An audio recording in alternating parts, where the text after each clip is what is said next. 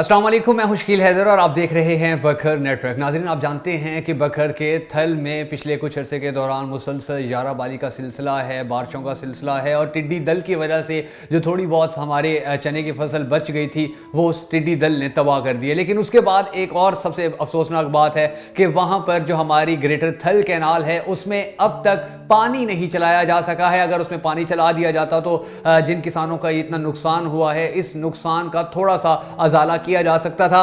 15 अप्रैल से 15 अक्टूबर तक हर साल ग्रेटर थल कैनाल में सरप्लस पानी छोड़ दिया जाता है ताकि वो पानी जो समंदर में जाके ज़ाया होना है वो हमारे थल के जो गरीब किसान हैं उनके काम आ जाए, उनकी जो फसलें हैं उनको सैराब किया जा सके और लाखों एकड़ रकबे पर जो फसलों को फ़ायदा मिल सके। लेकिन अब तक अफसोस के साथ कहना पड़ता है कि उस ग्रेटर थल कैनाल में पानी नहीं छोड़ा जा सका है। वो उस ग्रेटर थल कैनाल जो है कचरे से अट चुकी है। वहाँ पर अब बाकायदा तौर पर बड़े बड़े दरख्त लगना शुरू हो गए हैं क्योंकि वहाँ पर पानी नहीं आ रहा, उसका इस्तेमाल नहीं किया जा रहा है। और जो हमारे थल के किसान हैं, हमारा एक बहुत बड़ा इलाका है थल का, बखर का, और थल के किसान जो हैं वो इस हवाले से बहुत ज़्यादा परेशानी में मुब्तला हैं। तो मैं अपने जो थल के हमारे MPA मनकेरा के MPA हैं गजनफर अब्बास चीना साहब, बहुत बड़ा इलाका है थल का उनके पास, और इसी तरह जो हमारे दरिया खान के MPA हैं MPA सईद अकबर खान नवानी साहब, उनके पास भी थल का एक बहुत बड़ा इलाका है। इन दोनों से मैं खसूसी तौर पर अपने किसान भाइयों की जानिब से, अहलियान बखर की जानिब से रिक्वेस्ट करूंगा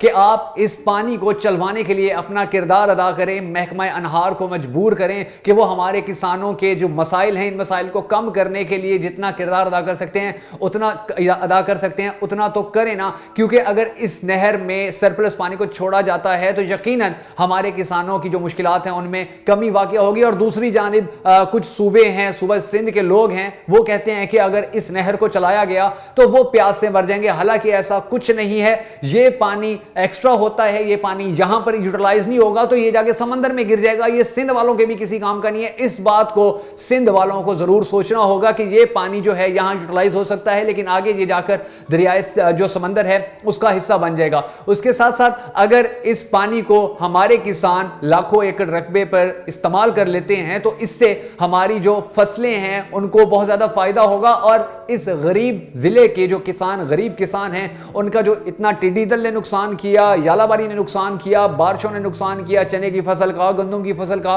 तो उनके इस नुकसान की थोड़ी सी रिप्लेसमेंट हो सकेगी। उनके इस नुकसान का जो थोड़ा सा अजाला है वो होना मुमकिन हो सकेगा।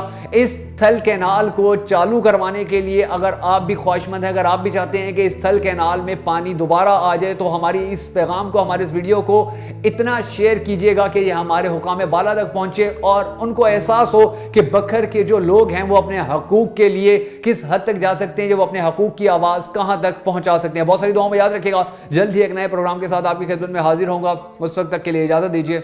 अल्लाह हाफिज़।